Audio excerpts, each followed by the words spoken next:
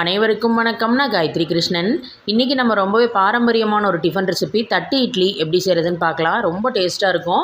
Full வீடியோவோட link டிஸ்கிரிப்ஷனில் கொடுக்குறேன். கண்டிப்பாக போய் எல்லோரும் செக் பண்ணி பாருங்கள் ஃப்ரெண்ட்ஸ். வாங்க வீடியோக்குள்ளே போகலாம்.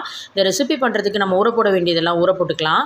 அதுக்கு இன்றைக்கி 3 கப் இட்லி அரிசி, இதோட கூடவே 1 கப் பச்சரிசி சேர்த்துக்கலாம். எல்லாமே தனித்தனியாக தான் ஊற போடணும்.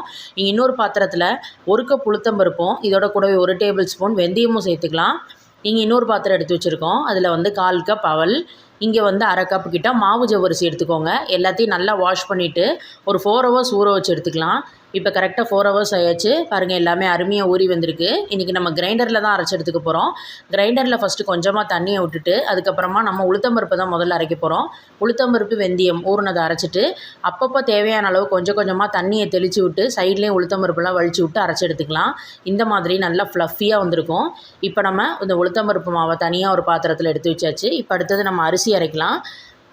இட்லி அரிசி, பச்சரிசி ரெண்டையும் ஊற போட்டு வச்சுருந்தோம்ல, அதை உள்ளே சேர்த்துட்டு அது பாதி அரைஞ்சிட்டு இருக்கும் போதே நம்ம ஊறின ஜவ்வரிசி, அவல் ரெண்டையுமே அப்படியே அந்த ஊறின தண்ணியோடய நம்ம ஆட் பண்ணிடலாம். பாருங்கள், இந்த அளவுக்கு அரைச்செடுக்கணும். கொஞ்சம் கொரகொரப்பாக இருக்கணும் மாவு. இப்போது அந்த உளுந்த மாவோடையே இந்த மாவையும் சேர்த்து தேவையான அளவு உப்பையும் போட்டுட்டு நல்லா கையை வச்சு பீட் பண்ணி மிக்ஸ் பண்ணி விட்டுக்கலாம். மூடி வச்சுருவோம். 8 மணி நேரம் மாவு புளிக்கட்டும். இப்போ கரெக்டாக 8 ஹவர்ஸ் ஆகிருக்கு. பாருங்கள், மாவு எல்லாமே இந்த அளவுக்கு நல்லா பொங்கி புளிச்சு வந்திருக்கு. இன்றைக்கி நம்ம தட்டு இட்லி தான் பிளேட் எடுத்து வச்சுருக்கோம். 6 பிளேட்டில் தான் நம்ம இன்றைக்கி பண்ண போகிறோம். 6 பிளேட்டில் எண்ணெயை தடவி வச்சுருக்கோம். இப்போ அதில் நம்ம ரெடி பண்ணி வச்ச மாவை விட்டுட்டு லேசாக டேப் பண்ணிக்கோங்க செட் ஆகிறதுக்காக. தட்டு இட்லி ஸ்டாண்டும் இருக்குது. அதில் நம்ம அந்த 6 பிளேட்டையுமே உள்ளே வச்சிடலாம். ஒரே சமயத்தில் 6 இட்லி ரெடி ஆகிடும். இட்லி பாத்திரத்தில் அடியில் தண்ணி வச்சு தண்ணி கொதி வந்ததுக்கப்புறம் இந்த பிளேட்டை உள்ளே இறக்கி வச்சு மூடி வச்சிடலாம். 10 நிமிஷம் மிதமான சூட்டிலே ரெடி ஆகட்டும்.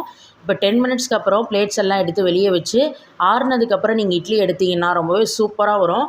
இதை நம்ம அப்படியே சர்வ் பண்ணலாம். இல்லை இன்னும் நம்ம நல்லா டேஸ்ட்டாக சாப்பிடணும்னு நினச்சோன்னா இட்லிக்கு மேலே நல்லா 1 ஸ்பூன் நெய்யை ஃபுல்லாக ஸ்ப்ரெட் பண்ணிவிட்டு அதுக்கு மேலே இட்லி பொடியை போட்டு சர்வ் பண்ணலாம். கண்டிப்பாக எல்லோரும் ட்ரை பண்ணி பாருங்கள். தேங்க்யூ.